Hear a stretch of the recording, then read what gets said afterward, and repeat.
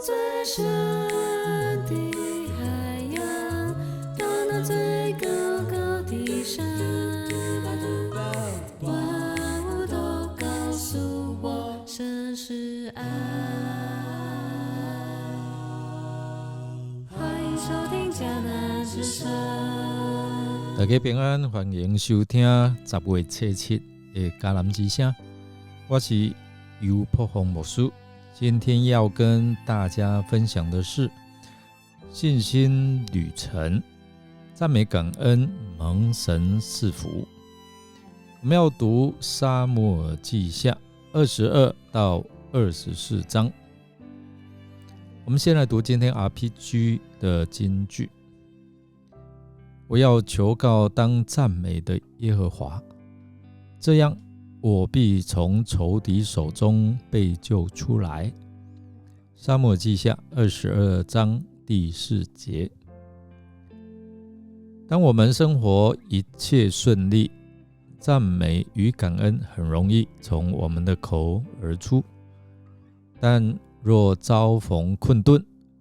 眼目注视着难处和未解答的难题，那实在看不到也看不出哪里值得感谢神。作家尼基哈迪他提到自己得了直肠癌，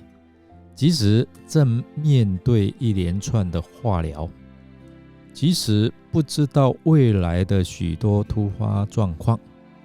即使过程仍有许多不容易，但是他说自己已经等不及癌症治疗的结束，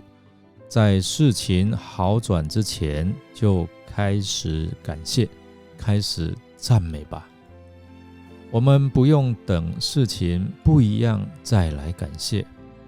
而是用感谢的心看事情就不一样。心理学家证实这样的真理。研究发现，当人不断练习感恩与赞美的时候，会提升乐观与积极，平静与安稳，同时会帮助我们正面思考和情绪稳定。所以当我们走在人生的艰难季节当中，面临痛苦、悲伤、失望、忧虑和挣扎的时候，这些好处正是我们所需要的。我们来看撒母耳记下，我们从22章到24章当中，我们看22章是一首大卫的赞美诗，而放在撒母耳记下接近结论的地方，而撒母耳记上2章哈拿献撒母耳时称颂赞美神的诗是相互来呼应。这两处的诗有类似的用语，例如两首诗都将上帝比喻作拯救的脚，也使人安稳，给人力量的磐石，并在两首诗的当中都将受膏者和君王同列，凸显出王权是来自于上帝的拣选和膏立，而非政治权谋或兵我相争所能决定的。读者我们也可以从这两首诗一前一后的呼应，感受到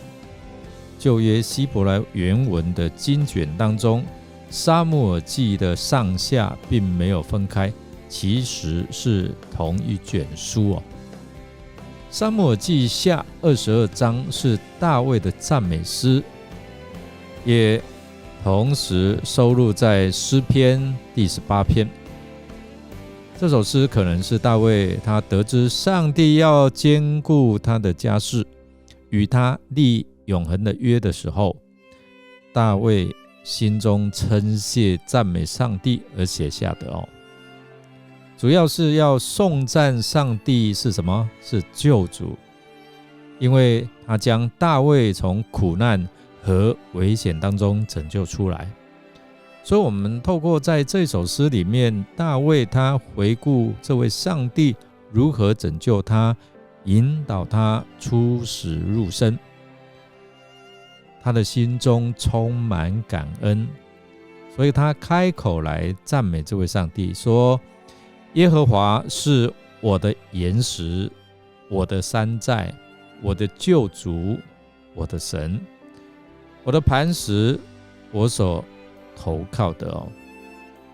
他是我的盾牌，是拯救我的脚，是我的高台，是我的避难所。我的救主啊，你是救我脱离强暴的。我们看到这里大卫他连续用了3组不同的3个比喻，很生动来描述他在旷野被扫罗追杀的时候，他曾经躲进山寨、磐石，保护过他的盾牌和脚都是上帝的同在。我们看大卫他一生经历过无数次的死亡波浪、匪类的急流、阴间的绳索、死亡的罗网，然而他感受到耶和华上帝就是他的岩石，他的山寨，他的救主。他觉得若非耶和华上帝的帮助大卫的性命早已被扫罗杀死夺去。我们看，虽然大卫在人生的道路当中，他面临各样的困境，但是我们看到他却因此得着了生命中的至宝。什么呢？就是他与上帝建立了非常亲密的关系，也因着这个关系，他被称为合神心意的人。这是他属灵生命成长得胜的秘诀。上帝不仅是大卫的拯救，上帝也是大卫的得胜。撒母耳记见证了一个事实，就是必须先有向上帝忠心、谦卑、顺服的大卫，才有后面愿意为他赴汤蹈火、万死不辞的勇士。我们看这一些得以成就，都是因为大卫虽然知道自己被上帝拣选高立的人，但在他的一生当中，我们看大卫总能够正面迎接上帝给他量身定做的苦难。上帝的灵感动撒母耳记的作者，将大卫在亚劳拉这个禾场献祭作为大卫一生的总结他也给大卫的人生画下了美好的句点。这也让我们看到一个合神心意的人，虽然他会犯罪，他不完美，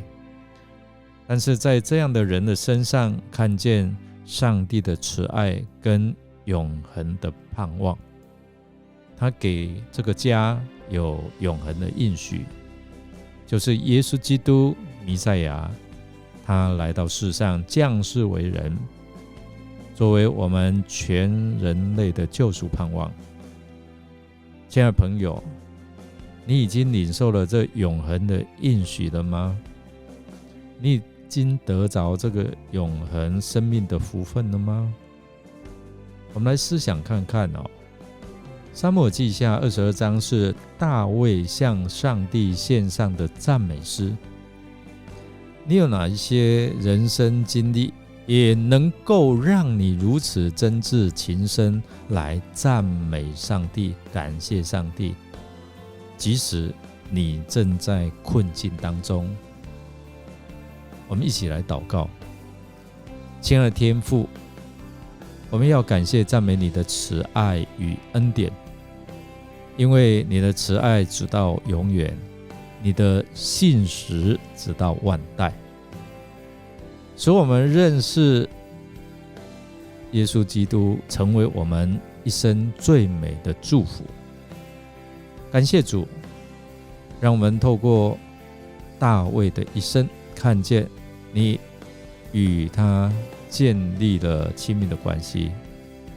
感谢上主，因为有你的同在，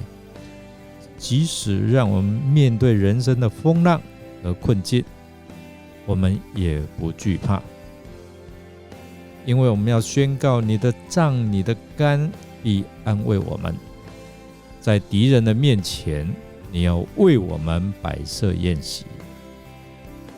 但愿我们都能口唱心和来赞美你，也一生来荣耀主你的圣名。也求你赐福我们，因着我们赞美感恩的心来领受你丰丰富富的恩典，就如同你如何赐福给大卫，愿你也赐福给我们。我们这样祷告是奉靠主耶稣基督的圣名求，阿们。感谢您的收听，如果您喜欢我们的节目，欢迎与人分享。